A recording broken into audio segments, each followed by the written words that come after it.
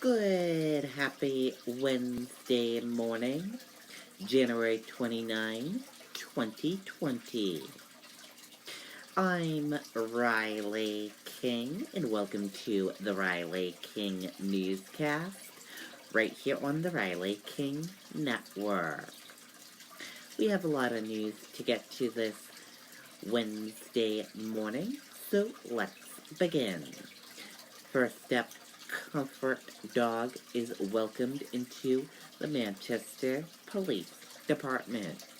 Manchester's newest officer is stealing hearts. Let's take a listen to that video from WMUR News 9, Charisse LeClaire.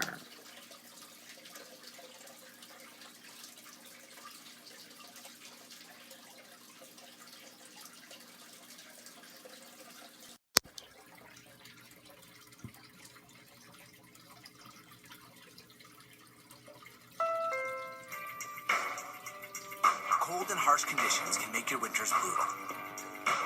Good job. Okay. Just look at that face. Manchester police hoping this pup, who is still unnamed, will be able to soothe hearts and calm nerves as a comfort dog for the department.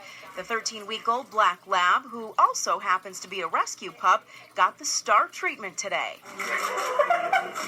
Photos, treats, plenty of loving attention, too. He will soon be making a huge difference here at the department. I think the most exciting part of this program is that we're going to be able to increase the mental health support services that we're able to provide to our officers, as well as start to further those relationships with the community and victims that are reaching out to us for help. It'll take 9 to 11 months to get everyone fully trained on how to work with the puppy.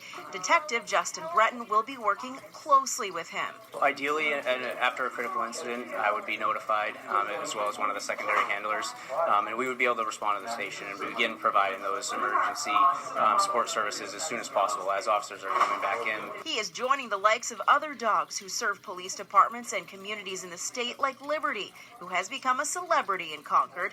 The dogs are highly trained, intelligent, and experts say the benefits are proven. They can help to de-escalate a situation and help people that are going through a time of crisis or have been a victim of a crime. The next step for the department, getting to know this little guy and giving him the right name. In Manchester, Charisse LeClaire, WMUR News 9. Okay, and there you go on that video and that report. What a cute dog there.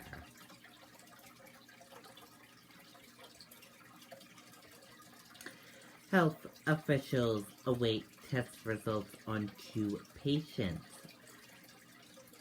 potential patients in New Hampshire with a coronavirus case. Patient at Littleton Regional Hospital is doing well, doctors say.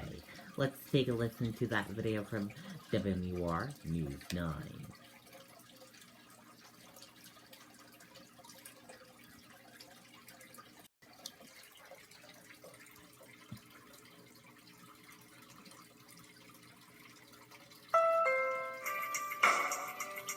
Cold and harsh conditions can make your winters brutal. A 19-year-old patient at Littleton Regional Healthcare is in his 6th day of isolation in a negative pressure room just like this one. When you open the door to the room, air rushes in, so no air can leave the room and go into the general atmosphere. The patient is an international student at White Mountain School in Bethlehem, which says he was in the Hubei province of China between December 21st and January 5th. The school says he was home during winter break, but is not from Wuhan City, where the coronavirus outbreak began, killing more than 100 and sickening thousands in China. After returning to New Hampshire, he came down with mild respiratory issues, and hospital officials say he spoke up. Our other patients, staff, and public are at no risk of exposure. Hospital officials say the teen has been symptom-free since Friday. According to the school, no one else on campus has reported any symptoms associated with coronavirus. One other patient in the state is also being monitored. Both will remain quarantined until they can be cleared by test results from the CDC. More people will die in New Hampshire and in Vermont from influenza than from any other illness, respiratory illness of this winter. It's not clear where in the state that other patient is being treated. No further information will be released from the state unless either patient tests positive. Those results are expected tomorrow. We're live in Concord tonight. Siobhan Lopez, WMUR News 9. Okay, and there you go on that video and that report.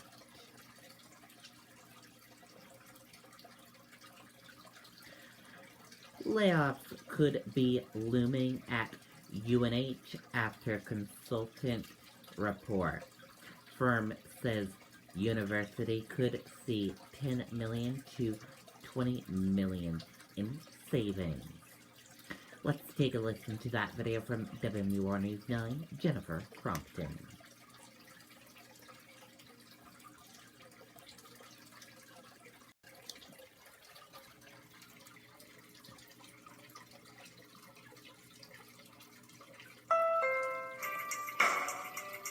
Cold and harsh conditions can make your winters brutal. The University of New Hampshire is getting its financial house in order, paying a consultant over $500,000 to help UNH manage its expenses and revenue sources most effectively and to make it more affordable for students. We've been waiting anxiously for the results, and of course they've just come out. The report citing $10 to $20 million in potential annual cost savings in facilities operations, IT support, library spending, vendor-based consolidation, research administration, aligning business service centers, and adjusting faculty mix and workload. Lecturers here still stinging from layoffs 2 years ago. We can't help but be concerned, particularly when you talk about those areas that affect students so profoundly, which are our library services and our IT. I sympathize with the students that could be affected by this in any number of departments. The university president says some positions will be eliminated, but he's not sure about how far-reaching they'll be. We don't have any clear answers to that. But again, like any university, especially a public university, we've had limited resources. So there's lots of opportunities for investing in the teaching mission that we're going to be taking a look at. President Dean says there will be 4 town halls scheduled to talk about questions and concerns, as well as the State of the University address next Tuesday. Live in Durham, Jennifer Crompton, WMUR News 9. Okay, and there you go on that video and that report.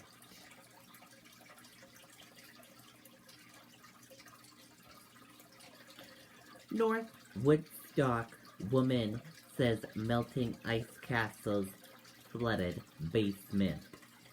Company denies water attraction caused problem. Let's take a listen to that video from WMUR News 9, Andy Hirschberger.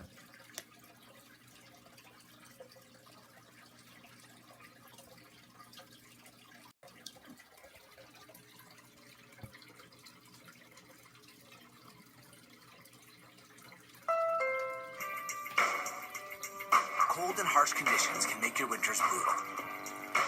So we push the available all-wheel drive technology in the restyled Honda CR-V to the absolute limit. Challenging the real-time all-wheel drive with intelligent control system against the worst elements imaginable. And proving why the CR-V can push you through those cold winter months. Visit your Honda dealer and test drive the CR-V today. It was absolutely crazy. It was silent and eerie, and I didn't know where the water was coming from. Kelly Trinkle says last April she went into the basement of her North Woodstock home to check her oil tank and found water coming through the floor. Trinkle says she spent 3 days cleaning it up. Then this happened. It's coming through both window wells just like a waterfall. I thought I was in the Twilight Zone. I'd never seen anything like it before in my entire life. Trinkle says her family has owned the property for more than 50 years and nothing like this ever happened. She blames water runoff from the neighboring Ice Castles attraction that moved to that North Woodstock location last year. She and her husband have filed a lawsuit seeking damages. The company denies any responsibility saying the ice castles were largely still intact in late April, and the runoff was from a nearby watershed. For now, the basement is dry, but April is just a few months away, and Kelly Trinkle says that she's worried this will happen again. Every time it rains, I am checking the weather every 2 seconds. I'm coming down here to see if there's water in the basement every 2 seconds. It's horrifying. A mediation session for the lawsuit is scheduled in a few months. In North Woodstock, Andy Hirschberger, WMUR News 9. Okay, and there you go on that video and that report.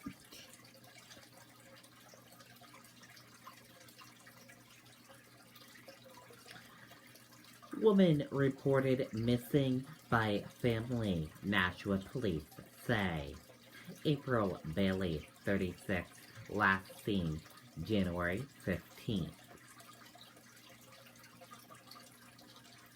Take a look at this photo of her. If you have seen her or know where her whereabouts are, please contact Nashua Police Department.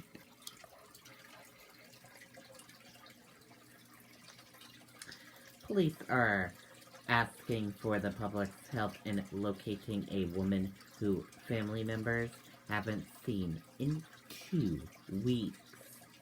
April Bailey, 36, was last seen in Nashua on January 15th, police said. Family and friends have not been in touch with her since that day. She was staying in the area of Lynn Street at the time, police said. Bailey is described as being 5 feet 3 inches tall and weighing 130 pounds.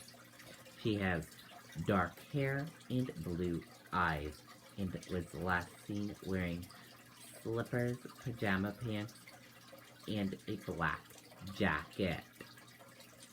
Family members said Bailey is a mother of 3 children. Anyone with information is asked to contact Nashua Police at 603-594-3500. Anonymous tips can be made by calling the Nashua Crime Line at 603-589-1665.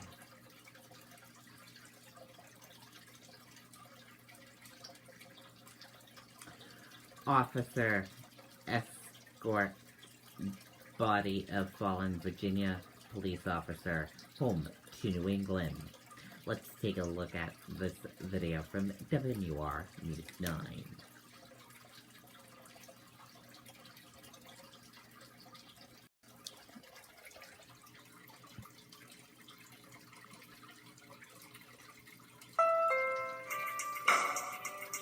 Cold and harsh conditions can make your winters brutal.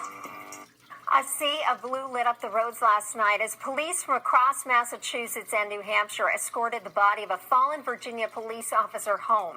Officer Katie Thine was a graduate of Alvern High School in Hudson, and Hudson police officers were among the many departments participating in last night's escort. 24-year-old Fine was killed in the line of duty during a traffic stop in Virginia last week. Her services will be Friday at the Immaculate Conception Church in Lowell. Okay, and there you go on that video and that report.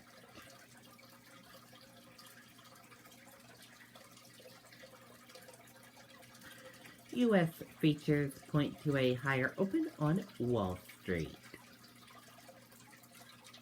U.S. stock index features rose on Wednesday morning as markets continue to rebound from Monday's heavy sell-off. 7.7 magnitude earthquake caused evacuations in Miami. Let's take a listen to that video from ABC News.